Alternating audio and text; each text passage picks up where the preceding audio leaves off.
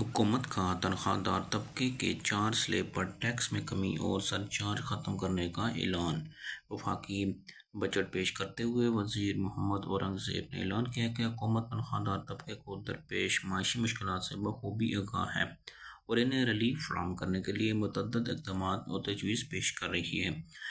قومی اسمبلی میں بجٹ تقریر کے دوران وزیر خزانہ نے بتایا کہ وزیر اعظم شہباز شریف کی ہدایت پر مختلف آمدنی رکھنے والے ملازمین کی انکم ٹیکس کی شرح میں کمی کی سفارش کی گئی ہے تاکہ ان پر مالی بوجھ کم کیا جائے۔ انہوں نے کہا کہ سالانہ 22 لاکھ سے 32 لاکھ روپے آمدنی حاصل کرنے والے افراد کے ٹیکس کی شرح 23% سے کم کر 20% کی تجویز کر دی گئی ہے۔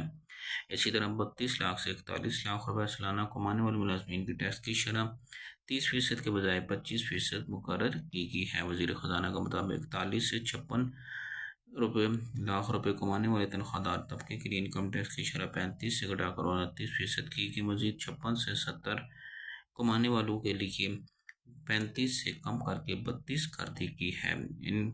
حکومت کا کہنا ہے کہ ان تجویز کا مقصد مستفید اور اعلیٰ طبقہ دار تنخواہوں کا بوجھ کم اور انہیں مالی سہولیات فراہم کرنا ہے۔